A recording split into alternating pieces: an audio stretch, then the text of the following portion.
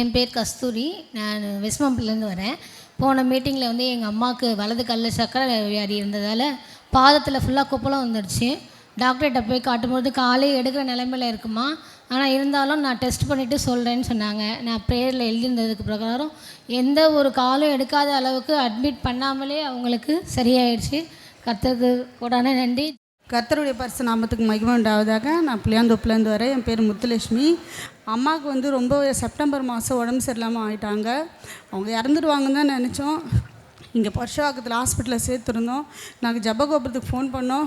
எனக்கு பயமாக இருந்தது, அம்மா போயிடுவாங்க போல் அப்படின்னு.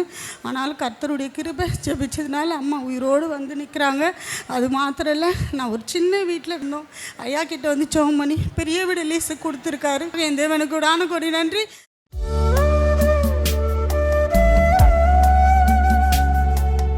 கிறிஸ்துவுக்குள் மிகவும் பிரியமான எனதருமை சகோதர சகோதரிகளே, நம்மை சிருஷ்டித்தவரும் நம்மை உண்டாக்கினவரும் நம்மை ஒருபோதும் மறந்து போகாதவருமாகிய இயேசு கிறிஸ்து முனையற்ற நாமத்தினாலே உங்கள் எல்லாரையும் வாழ்த்தி ஆசீர்வதிக்கிறேன். அல்லேலூயா. எல்லாரும் சந்தோஷமா இருக்கீங்களா? இந்த நாளிலும் ஆண்டவருடைய பாதப்படியிலே அமர்ந்து என் பிள்ளைகளுக்கு என்ன மங்கள வார்த்தை வைத்திருக்கிறேன், என்ன வார்த்தை சொல்லி என் பிள்ளைகளை ஆசீர்வதிப்பது பரலோகத்தினுடைய ஆசையாய் இருக்கிறது என்று நான் தேவ சமூகத்தில் ஜெபித்த பொழுது நம்மை ஆசீர்வதிக்கும்படி ஆண்டவர் கொடுத்த மங்கள வார்த்தை சங்கீதம் 115, 13, 14 ஆகிய வசனங்கள் வாசிப்போமா? கர்த்தருக்கு பயப்படுகிற பெரியோரையும் சிறியோரையும் ஆசீர்வதிப்பார். கர்த்தர் உங்களையும் உங்கள் பிள்ளைகளையும் வர்த்திக்க பண்ணுவார். கர்த்தருக்கு பயப்படுகிற குட்டி பிள்ளைகளாக இருந்தாலும் சரி, வயதான பெரியவர்களாக இருந்தாலும் சரி, வீட்டில் உள்ள அத்தனை பேரையும், பெரியவங்களாக இருந்தாலும் சரி சிறியவங்களாக இருந்தாலும் சரி, அத்தனை பேரையும் ஆண்டவர் ஆசீர்வதித்து அவர்களையும் அவருடைய கிரியைகளையும் வர்த்திக்க பண்ணுவார் என்று வேதம் சொல்லுகிறார். உங்கள் வீட்டில் உள்ள அத்தனை பேரையும், பிள்ளைகளையும் பெரியவங்களையும் ஆண்டவர் சொல்கிறார். ஏன்னா பிள்ளைகள் நல்லா இருந்து பெரியவங்க சரியில்லைன்னா அந்த குடும்பம் நல்லா ஹாப்பியாக இருக்க முடியாது. பெரியவங்க நல்லா இருந்து பிள்ளைங்க சரியில்லைன்னாலும் ஹாப்பியாக இருக்க முடியாது. அதனால தான் உங்கள் வீட்டில் உள்ள பெரியோரையும் சிறியோரையும் ஆண்டவர் ஆசீர்வதிப்பார். அப்படின்னா முழு குடும்பத்தையும் ஆண்டவர் ஆசீர்வதித்து அவங்களுடைய கைகளின் கிரியைகள் எல்லாம் வர்த்திக்க பண்ணுவார் என்று வேதம் சொல்லுகிறார். இப்போ பிரச்சனை பெரியவங்களுக்கு மட்டும்தான் பிரச்சனைன்னு நினைக்கிறீங்களா? சின்ன குழந்தைகளுக்கும் இப்போ பிரச்சனை தான். சின்ன பொடி பிள்ளைங்க எல்லாம் இன்னைக்கு பேசுகிற வார்த்தை எல்லாம் வந்து ரொம்ப பயங்கரமாக இருக்குது. ஏன்னா அவங்களுக்கு அப்பா அம்மா நல்லதுக்குன்னு சில காரியங்கள் செய்கிறது கூட இவங்களுக்கு பயங்கர என்னமோ பெரிய ஞானி பேசுகிற மாதிரிலாம் இப்போ பிள்ளைங்க பேசுகிறாங்க. அதே போல் வாலிப பிள்ளைகள், பள்ளிக்கூடத்தில் படிக்கிற பிள்ளைங்கள் எல்லாருக்கும் அவங்கவுங்க ஸ்டேஜுக்கு பிரச்சனைகள் இருக்குது. அப்போ எல்லாருக்கும் அதிலிருந்து விடுதலை, ஒரு ஆசீர்வாதம் தேவைப்படுது. அதே போல் குடும்ப ஸ்திரீகளுக்கு அது ஒரு விதமான பிரச்சனைகள், வயசானவங்களுக்கு வேறு விதமான பிரச்சனைகள். ஒவ்வொருக்கும் மனசில், குடும்பத்தில், இருதயத்தில் ஏதோ ஒரு பிரச்சனைகள் இருந்துட்டு தான் இருக்கு. அப்போ ஆண்டவர் சொல்லாரு, கர்த்தருக்கு பயந்தா உன் வீட்டில் உள்ள எல்லாரையும் நான் ஆசீர்வதிப்பேன். பெரியவங்களாக இருந்தாலும் சின்னவங்களாக இருந்தாலும் சரி, அத்தனை பேரையும் ஆசீர்வதித்து அவர்களை வர்த்திக்க பண்ணுவேன் என்று சொல்லுகிறார். அப்போ உங்கள் குடும்பம் ஆசீர்வாதமாக இருக்கணும்னாலே ஒரு காரியத்தை நல்லா தெரிஞ்சுக்கங்க. கர்த்தருக்கு பயப்படுகிற பயம் உங்களிடத்துல இருந்ததுன்னா இந்த குடும்பம் ஆசீர்வதிக்கப்படும். உபாகமம் 5:29 ஒரு அழகான வசனம் இருக்கிறது.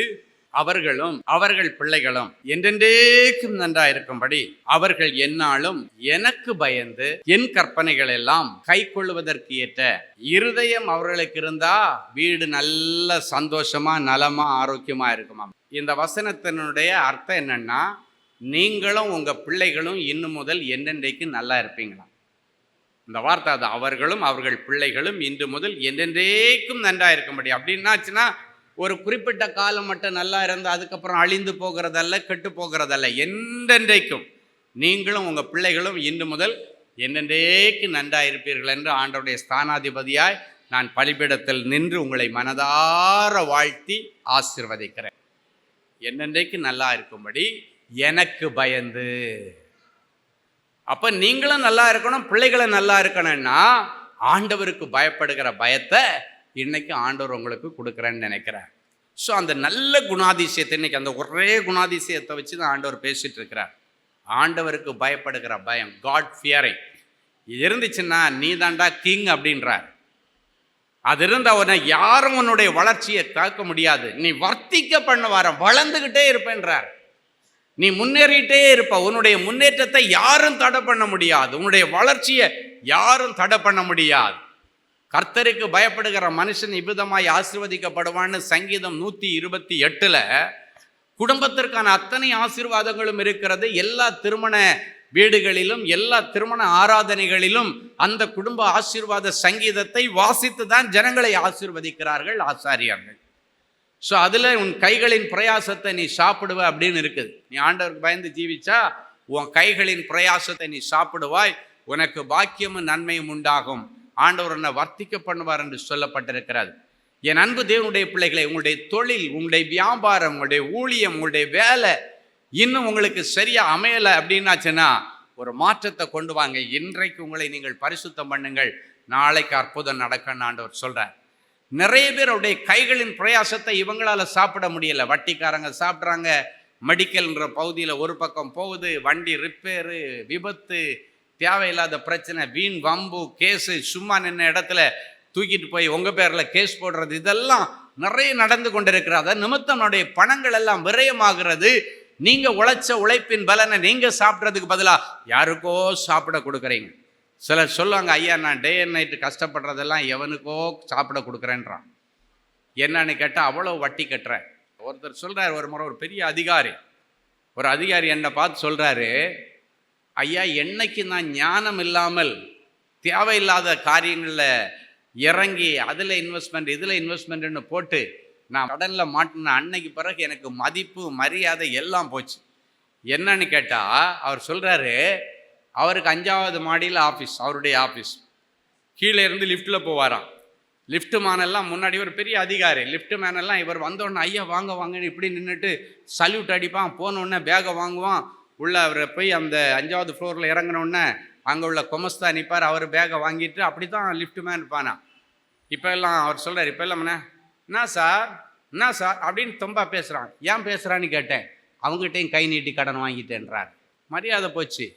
அதுக்கப்புறம் சொல்கிறார், என்னுடைய ஆஃபீஸில் எல்லார்கிட்டையும் ஒருத்தங்கள்ட்ட நகையை வாங்கியிருப்பேன், ஒருத்தங்கள்ட்ட பணம் வாங்கியிருப்பேன், ஒருத்தங்கள்ட்ட ஜாமீன் போட வச்சு சிக்கல் அவங்கள மாட்டி விட்டுருப்பேன், அவங்க எனக்கு ஜாமீன் போட்டிருப்பாங்க, எல்லா இடத்துலையும் எனக்கு அவமானம் என்று சொன்னார். எனக்கு சாகிறத தவிர வேறு வழி இல்லை அப்படின்னார். நான் சொன்னேன், கடனில் இருக்கிறவங்க எல்லாம் சாகிறத தவிர வழி இல்லைன்னாச்சுன்னா இந்த உலகத்தில் ஒருத்தனை உயிரோடு இருக்க மாட்டாங்க. எல்லாரும் ஏதோ ஒரு இடத்துல கடன் வாங்கி தான் இருக்கிறாங்க. ஏதோ 100ல் ஒருத்தர் தான் கடன் இல்லாமல் இருக்கிறாருன்னா ஒரு 100ல் 1-2 தான் இருக்கும். அதுக்கெல்லாம் சாவு தீர்வல்ல, ஆண்டவர் தான் தீர்வு. அவருக்கு ஒரு ஆலோசனை சொன்னேன், நீங்கள் இவ்வளோ பெரிய அதிகாரி, நல்லா படித்தவங்க, நல்ல ஒரு பொசிஷனில் இருக்கிறீங்க, இன்னைக்கு ஒரு தீர்மானம் உயிரே போனால் கூட கடன் வாங்க மாட்டேன். அப்போ அவர் சொல்கிறாரு, நாளைக்கு பணம் கொடுக்கலன்னா உன்னை தூக்கிட்டு போயிடுவேன்னு மிரட்டுறான், என்னை தூக்கிட்டு போயிட்டான்னா என்ன பண்ணுறது? நான் கேட்டேன், உங்களை தூக்கிட்டு போய் என்ன பண்ணுவான்? ஒரு நாள் வச்சு அவன் தான் சாப்பாடு போடணும், உங்களை பாதுகாக்கணும், உங்களுக்கு சுகர் மாத்திரை அவன் தான் வாங்கி கொடுக்கணும், பிபி மாத்திரை அவன் தான் வாங்கி கொடுக்கணும். நல்லா மிரட்டுவான், சொல்லுவான், கொண்டு வச்சுட்டு சாயங்காலம் ஆகிறதுக்குள்ளே மாத்திரை சாப்பிடலன்னா கண்ணு சுற்றினோன்னா பயந்துருவான், பழி நம்ம பேரில் விழுந்துட கொண்டு இறக்கி விட்டுட்டு போயிடுவான், கவலைப்பட. இப்படியே சொன்னேன். ஏன்னா அவன் தானே பார்த்தாகணும். தூக்கிட்டு போய் உட்கார வச்சாச்சுன்னா இவனுடைய உயிருக்கு அவன் தான் உத்தரவாதம் சொல்லி ஆகணும். எல்லாருக்கும் அந்த பயம் இருக்கும். ஏதாவது ஆகிப்போச்சு, நம்ம இடத்துல இருக்கும்போது ஏதாவது ஆகிப்போச்சுன்னா நம்ம மாட்டிக்குன்ற பயம் எல்லாருக்கும் இருக்கும். கத்தி வச்சுட்டு கழுத்திலே வச்சா கூட நான் சம்பாரித்து கொஞ்சம் கொஞ்சம் தான் தர முடியும், ஏமாந்துட்டேன், நானும் அங்கங்கே போட்டு சக்காய் நிற்கிறேன், நான் தர்றேன், உன்னை ஏமாற்ற மாட்டேன், யாரும் ஏமாற்றக்கூடாது, தர்றேன். ஆனால் ஒன்று எவ்வளோ வட்டி கொடுத்துருக்குறேன், அந்த வட்டியை மட்டும் கொஞ்சம் ரிடக்ட் பண்ணிவிட்டு என்னை அசலை மட்டும் கொஞ்சம் கொஞ்சமாக வாங்கிக்கான்னு சொல்லிட்டு ரிக்வெஸ்ட் பண்ணுங்கள். மிரட்டுவான், கேஸுக்கு போவான், கோர்ட்டுக்கு போவான், போலீஸ் ஸ்டேஷனுக்கு போவான், எங்கே வேணாலும் நீ போன்னு சொல்லுங்கள். ஏன்னா இருந்துட்டு நீங்கள் கொடுக்கல, வச்சுட்டு கொடுக்கல என்னாச்சுன்னா அதில் ஒரு நியாயம் இருக்குது. ஆனால் ஒன்று, இனி நீங்கள் செலவை சிக்கனப்படுத்தி கொஞ்சம் கொஞ்சமாக நீங்கள் அடைக்க ட்ரை பண்ணணும் அப்படின்னு சொல்லிட்டு ஒரு ஆலோசனை கொடுத்து லிஸ்ட்டெல்லாம் எழுதி வாங்கினேன். எழுதி வாங்கிட்டு சொன்னேன். ஒரு லிஸ்ட்டு ஜெராக்ஸ் எடுத்து நான் வச்சுக்கிட்டேன், ஒரு காப்பி அவர்கிட்டே கொடுத்துட்டேன், எழுதின காப்பி அவர் கையில் கொடுத்துட்டு சொன்னேன், இதை பைபிளில் வச்சு டெய்லி ஜெபம் பண்ணுங்க, ஆண்டவரே எனக்காக உயிரை கொடுத்தீங்க, என் கடனை அடைக்க மாட்டீங்களா, எனக்கு ஒரு வழி தரீங்க. என் அன்பு தேவனுடைய பிள்ளைகளை நல்லா ஜெபம் பண்ணி அதுக்கப்புறம் ஆண்டவர் double promotion, triple promotion, increment கொடுத்து மட்டன்னு வந்து கரெக்டாக 3 வருஷத்தில் எல்லா கடன்களையும் அடைக்க கர்த்தர் உதவி செய்தார். அல்லேலூயா. அதுக்கிடையில் நிறைய மிரட்டர்கள் அழுவார், ஐயா எனக்கு பயமாக இருக்குது, கீழே வந்து தூக்கிட்டு போயிடுவேன்னு சொல்லலாம். ஒன்றும் தூக்கிட்டு போக மாட்டான், தைரியமாக இருங்க பிரதர் அப்படின்னு. நீங்கள் கடன் வாங்கும் போதெல்லாம் தைரியமாக வாங்குனீங்க இல்லை, இப்போ தைரியமாக ஃபேஸ் பண்ணுங்க. தைரியம் இருந்தால் தான் எந்த பிரச்சனையும் ஃபேஸ் பண்ண முடியும். வாங்குறது இதுக்கு மேலே தேவனுடைய பிள்ளைகள் இருக்கிறவங்கள சொல்கிறேன், இருக்கிறதுல மனரம்யமாக வாழ பழகிக்கொள்ளுங்க. என்ன வருதோ அதுக்குள்ளே உங்கள் பட்ஜெட்டை போட்டு அழகாக பண்ணுங்க. நீங்கள் 30,000 சம்பளம் வாங்கிட்டு 25,000 ரூபா வாடகை கொடுத்தீங்கன்னா கடன் வரதான் செய்யும். ஐயோ அவங்க எப்படி நினைப்பாங்க, எங்கள் அண்ணன் வந்து பெரிய பங்களாவில் இருக்கிறேன், நான் மட்டும் இதில் இருந்தால் எப்படி, அப்படியெல்லாம் யோசிக்கக்கூடாது. அது சில நேரங்களில் நம்முடைய வாழ்க்கையை அழிச்சு போயிடும். 30,000 ரூபா சம்பளம்னா மேக்சிமம் 6,000 ரூபா தான் நீங்கள் வாடகை வீடு இருக்கும். அது ஒரு சின்ன குடிசை வீடாக இருந்தாலும் சரி. அப்போ தான் கடன் வராது, அப்போ தான் 4 காசு மிஞ்ச முடியும், நீங்கள் சீக்கிரத்தில் சொந்த வீட்டுக்குள்ளே போக முடியும். இல்லைன்னா காலம் ஃபுல்லாக நீங்கள் வாடகை தான் கொடுக்க வேண்டியது இருக்கும். ஸோ நமக்குள்ள பட்ஜெட். அதுக்கப்புறம் யோசிக்கணும், பிள்ளை எந்த பள்ளிக்கூடத்தை, பிள்ளைங்களுக்கு நல்ல எஜுகேஷன் கொடுக்கணும், அதில் யாரும் காம்ப்ரமைஸ் ஆக முடியாது. அப்போ யோசிக்கணும், சரி ஓகே ப்ரைவேட் ஸ்கூலில் 2 இருக்குது, கவர்மெண்ட் எய்டட் ப்ரைவேட் ஸ்கூல்ஸ் இருக்குது, கேத்தலிக் மேனேஜ்மெண்ட்டில், நம்ம சிஎஸ்ஐ மேனேஜ்மெண்ட்டில் எய்டட் ஸ்கூல்ஸ் நிறைய இருக்குது, நல்ல எஜுகேஷன் கொடுக்கக்கூடிய ஸ்கூல்ஸ் இருக்குது. ஓகே அங்கே என்ன நமக்கு ஃபீஸ் கம்மியாக இருக்கும். அதே இது ப்ரைவேட் ஸ்கூலில் அதே எஜுகேஷன் சொல்லி கொடுப்பாங்க, ஆனால் அங்கே பார்த்தீங்கன்னா பயங்கர ஃபீஸாக இருக்கும். நீங்கள் கடன் வாங்கி ஃபீஸை கட்டிட்டு நாளைக்கு பிள்ளைய பாதியில் படிப்பை விட்டுருவீங்க. அதெல்லாம் செய்யக்கூடாது. ஆண்டவர் சொல்கிறாரு, இருக்கிறதுல மனரம்யமாய் வாழ பழகிக்கொள்ளுங்கள். அதுதான் ஒரு ஞானம், அதுதான் ஆண்டவர் எதிர்பார்க்கிற ஒரு நல்ல காரியம். எனவே இன்றைக்கு தேவனுடைய பிள்ளைகள் இனி கடன் வாங்க மாட்டேன்னு இன்னைக்கு தேவ சமூகத்தில் தீர்மானம் எடுத்துட்டு தான் போனோம். ஆண்டவர் உதவி செய்வார். கோடிக்கணக்கான கடன் வச்சிருக்கிறவங்க வந்து அழுதுட்டு வருவாங்க, சூசைட் பண்ணணுன்னு நினச்சிருப்பாங்க. நைட்டு டிவியில் ப்ரேயரை பார்த்துட்டு மனம் மாறி எதுக்கும் சாகிறதுக்கு முன்னால் ஒரு வாட்டி இந்த ஐயாவை பார்த்துருவோம், நிறைய சாட்சியெல்லாம் ஜனங்கள் லைனாக சொல்கிறாங்களே, நம்மவும் போய் ஒரு வாட்டி பார்க்கலான்னு சொல்லி வருவாங்க. அது அவங்களுக்கு உயிர் மீட்சி நேரமாக இருக்கும். அது ஆண்டவர் அவங்களுக்கு கொடுக்குற டிவைன் அப்பாயின்மெண்ட்டு. இன்றைக்கி நீங்கள் ஒரு தீர்மானத்தை எடுக்கணும், ஆண்டவரை இதுக்கு மேலே கடன் வாங்கி அதில் என்னுடைய மான மரியாதை எல்லாம் போகுது, எப்படியாவது என்னுடைய கடன்களை அடைக்க சிறப்பு வழி செய்யுங்க அப்படின்னு சொல்லிட்டு இன்றைக்கி இருக்கிற லிஸ்ட்டை எடுத்து பைபிளில் வச்சு என்னிலேருந்து ஜெபம் பண்ண ஆரம்பிங்க. மடன்னு கர்த்தர் கடனை அடைப்பார். நான் எல்லாம் அந்த கோடிக்கணக்கில் கடன் வச்சுட்டு வர்றவங்களுக்காக ஜெபம் பண்ணும்போது என்ன சொல்லி ஜெபம் பண்ணோன்னா, ஆண்டவரே உலக பிரகாரமான ஒரு அப்பாவே புள்ளப்பட்ட கடனுக்காக வீடை விற்று கடனை அடைக்கிறாரு, ஆனால் நீங்கள் அந்த அப்பாவை தந்த எவ்வளோ பெரிய அன்பான அப்பா, உங்கள் பிள்ளை கடன் பட்டுட்டான்ப்பா, ஞானம் இல்லாமல் அப்படி இப்படின்னு நடத்திட்டேன், ஏதோ எவனோ சொன்னான்னு சொல்லிட்டு சீட்டுக்கிட்ட நடத்தி எல்லாரும் ஏமாற்றிட்டு போயிட்டாங்க, சீட்டு பிடிச்சி. இன்றைக்கி நான் தெருவில் வந்துட்டு, ஆண்டவரே இந்த ஒரு முறை மட்டும் என்னை கொஞ்சம் விடுவிச்சிருங்க, இந்த ஒரு மட்டும் என்னை காப்பாற்றி விட்டுருங்க, இதுக்கு மேலே லைஃப்பில் இந்த தப்பை பண்ண மாட்டேன், உங்கள் பிள்ளை தானே, ப்ளீஸ் ஒரே ஒரு வாட்டி ரிலீஸ் பண்ணி விட்டுருங்க. இப்படி தான் ஜெபம் பண்ணணும். அதுதான் ஆண்டவருக்கு பிடிக்கும், அதுதான் ஆண்டவருடைய மனசை இழுக்கும். அப்போ தான் ஆண்டவர் நினைப்பார், ஐயோ என் பிள்ளை இவ்வளவு உருக்கமாக கேட்குறாளே, நான் ஒரு அன்பான தேவன் தானே, என் பிள்ளைக்கு கடனை நான் அடைக்க கடமைப்பட்டிருக்கிறேன், என் பிள்ளைக்காக உயிரை கொடுத்தேன், உன் கடனை அடைக்க மாட்டேனா? ஆண்டவர் மட்டன்னு காரியங்களை நடப்பிப்பார். நான் பார்த்துருக்கிறேன், கண்ணு முன்னால் டெய்லி என் இயேசு நல்லவர் என்று ஒவ்வொரு செகண்டும் என் கண்கள் பார்க்கிறது. என்னுடைய இருதயம் அதற்கு சாட்சி. கண்ணு முன்னால் நிறைய ஜனங்கள் வருவார்கள். பல ஊர்களுக்கு கூட்டத்துக்கு போவேன். அங்கே கூட்டத்துக்கு போயிட்டு அவங்கள ஜெபிக்கிறதற்காக சில நேரங்களை நான் இருக்கிற இடத்துல தேடி வருவாங்க. அதில் ஜெபிக்க வர்றவங்க பாதி பேர் ஏற்கனவே ஜெபிச்சு ஆண்டவர் செய்த அற்புதங்களுக்கு நன்றி சொல்கிறவங்க பாதி பேர் இருப்பாங்க. சில நேரங்களில் நம்ம யோசிப்போம், எனக்கு வழியே இல்லைன்னு சொல்லுவோம், இந்த கடன் அடைக்க எனக்கு வழியே இல்லை, திருப்பி முன்னேற வழியே இல்லை அப்படின்னு நம்ம நினைப்போம். ஆனால் அப்படி இல்லை, நீ அறியாத ஒரு வழி இருக்கிற, அதுதான் நானே வழி என்று சொன்ன என் ஆண்டவர். நீங்கள் அப்படி இப்படின்னு எல்லா விதத்திலையும் யோசித்து பார்ப்பீங்க. நீங்கள் யோசித்தே பார்க்க முடியாத ஒரு வழியை அவர் வச்சிருப்பார். சிலர் சொல்லுவாங்க, எந்த பக்கம் இடித்தா திரும்பினாலும் எனக்கு எதிராக தான் நிற்குது, எந்த பக்கம் திரும்பினாலும் எனக்கு வாசல் அடைச்சி நிற்குது. அப்படின்னா என்ன அர்த்தம்? இந்த பக்கம் திரும்பினா இங்கே வாசல் அடைக்குது, போக முடியாது. இந்த பக்கம் திரும்பினா இங்கே டோர் மூடி இருக்கு, போக முடியாது. இந்த பக்கம் திரும்பினா இங்கேயும் டோர் முடிச்சு போக முடியாது. பின்னால் திரும்பினா இங்கே சோறு இருக்கு, போக முடியாது. இப்படி தான் 4 பக்கமும் அடைச்சிருக்கு. நான் சொல்லுவேன், 4 பக்கமும் அடைச்சிருக்கு, ஆனால் வானம் உனக்காக திறந்திருக்கு. ஹல்லேலூயா. அண்ணாந்து பார் என்று சொல்லுவேன். வேதம் சொல்லுகிறது, எனக்கு ஒத்தாசை தருகிற பர்வதங்களுக்கு நேராக என் கண்களை ஏறெடுத்து பார்க்கும் பொழுது வானத்தையும் பூமியையும் உண்டாக்கின ஆண்டவரிடத்திலிருந்து எனக்கு உதவி ஒத்தாசை வரும். நன்மையான ஈவுகள் பரலோகத்திலிருந்து எனக்கு இறங்கி வரும். பூரணமான வரங்கள் எனக்கு மேலிருந்து இறங்கி வரும். நானே வழின்னு சொன்னவர் மேலே இருக்கார், வழியை திறப்பார், பரலோகத்தின் பொக்கிஷத்தை உனக்காக திறப்பார்னு சொல்லுவேன். ஆண்டவர் மடன்னு அற்புதங்களை செய்வார். ரொம்ப நல்ல ஆண்டவர். நீங்கள் ருசிச்சு பார்த்தீங்கன்னா அவர் கூடயே நடக்கிறது உங்களுக்கு ரொம்ப பிடிக்கும். அவரோடையே நடக்கணும்னு நீங்கள் நினைப்பீங்க. ஐயோ இவ்வளவு நல்லது, ஸ்வீட் காட். நான் அடிக்கடி சொல்ல, ரொம்ப இனிமையான நேசர்.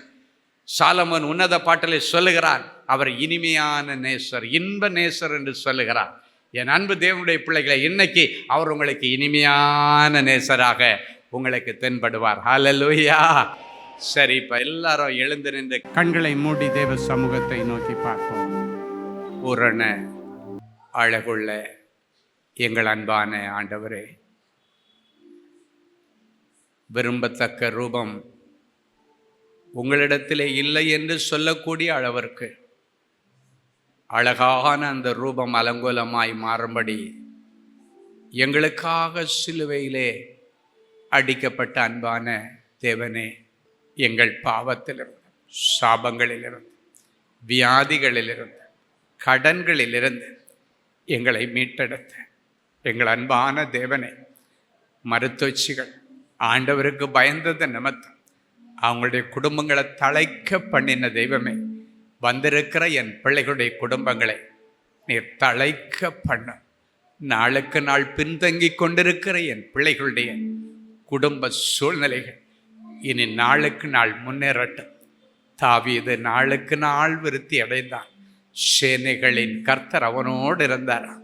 என் பிள்ளைகளுடைய குடும்பம் இனி நாளுக்கு நாள் முன்னேறட்டும், நாளுக்கு நாள் தழைக்கட்டும், நாளுக்கு நாள் துளிர்க்கட்டும், நாளுக்கு நாள் வளரும்படி உம்முடைய ஊழியக்காரனாய் ஆசீர்வதிக்கிறேன்.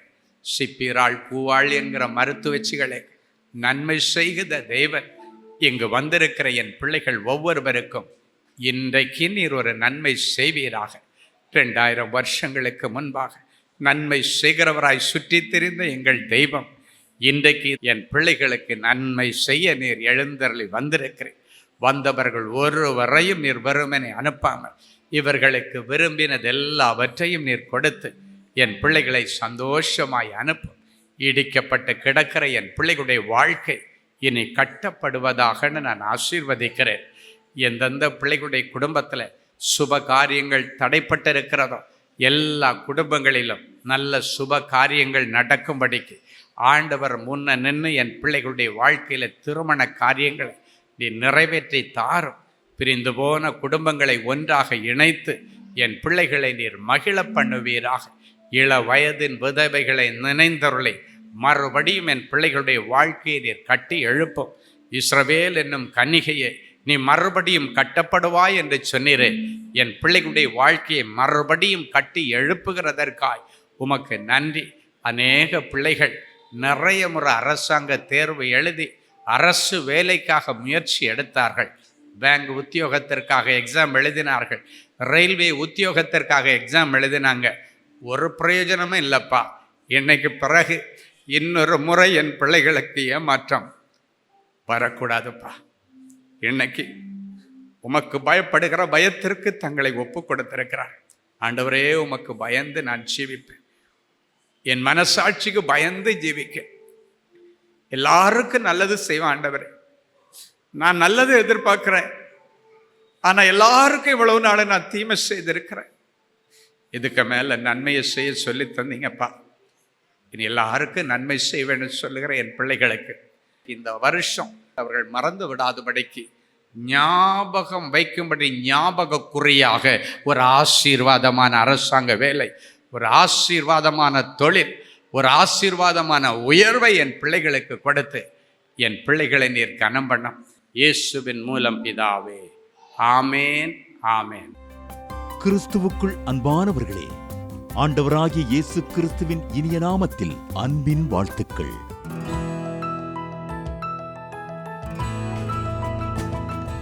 எங்களுடைய மார்வெல் திருமண தகவல் மையத்தை ஆன்லைன் சேவை மூலம் உங்களுக்கு அறிமுகப்படுத்துவதில் நாங்கள் மிகுந்த மகிழ்ச்சி அடைகிறோம்.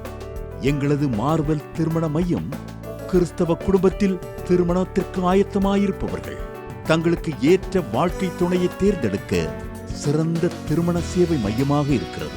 மேலும் மார்வெல் திருமண தகவல் மையத்தில் நீங்கள் பதிவு செய்வதற்கு எங்களது இணையதள முகவரி www.marvelmatrimony.com மற்றும் அலைபேசி எண் 7824855999 என்ற எண்ணிற்கு தொடர்பு கொள்ளலாம்.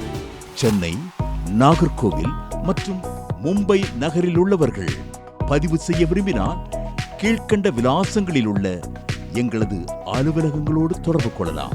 தேவனின் அன்பு ஊழியங்கள் எண் 14 ராமலிங்க நகர், OMR ரோட், SRP டூல்ஸ் அருகில், கொட்டிவாக்கம், சென்னை 41. Email info@marvelmatrimony.com. ஆண்டவர்தாமே உங்களை அளவில்லாமல் ஆசீர்வதிப்பாராக. Genesis Creations Media Academy, certification in media technology. Our course includes videography, photography,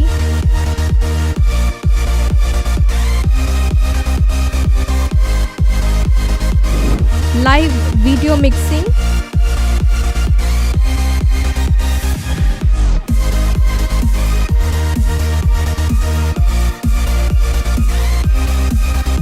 Photoshop,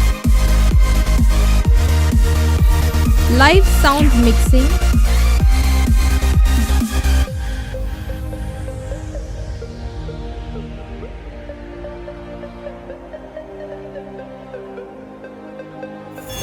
drone cinematography,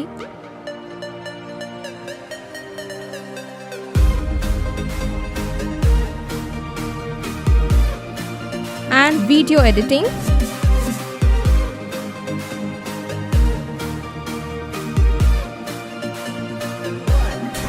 Praise the Lord.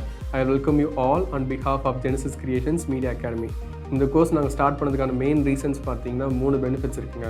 First benefit பார்த்தீங்கன்னா இந்த கோர்ஸ் வந்து ஜஸ்ட் 3 months கோர்ஸ் தான். நீங்கள் 3 months இந்த கோர்ஸை நீங்கள் படித்து முடிச்சிடலாம். செகண்ட் பெனிஃபிட் பார்த்தீங்கன்னா இது வந்து ரொம்ப காஸ்ட் எஃபெக்டிவ். ஸோ நீங்கள் ஈஸியாக அஃபோர்ட் பண்ணி இந்த கோர்ஸை நீங்கள் படித்து முடிக்கலாம். மூணாவது பார்த்தீங்கன்னா இங்கே வந்து professional teaching with professional equipments கொடுக்குறோம். ஸோ நீங்கள் ஃப்யூச்சரில் எங்கேயாவது போய் ஜாப் ஜாயின் பண்ணாலும் சரி, இல்லை நீங்கள் வந்து பிஸ்னஸே ஆரம்பித்தாலும் சரி, அந்த ப்ரொஃபஷனல் எக்யூப்மெண்ட்ஸை ஹேண்டில் பண்ணுறதுக்கான ப்ரொஃபஷனல் ட்ரைனிங் நாங்களே உங்களுக்கு கொடுத்துருவோம். ஸோ நீங்கள் கோர்ஸ் முடிச்சுட்டு வெளியே போகும்போது உங்களுக்கு ஜாப் கைடன்ஸ் அண்ட் இன்டர்ன்ஷிப் நாங்களே கொடுத்துருவோங்க. ஸோ இதுக்கும் மேலே உங்களுக்கு ஏதாவது டீட்டெயில்ஸ் வேணும்னா நீங்கள் ஸ்டாஃபை காண்டாக்ட் பண்ணலாம். உங்களுக்கு எல்லா டீட்டெயில்ஸும் கொடுப்பாங்க. வாங்க நம்ம கிளாஸ் ரூமில் சந்திக்கலாம். Thank you. For further details, contact 7824850999 or visit our website at www.genesiscreations.in.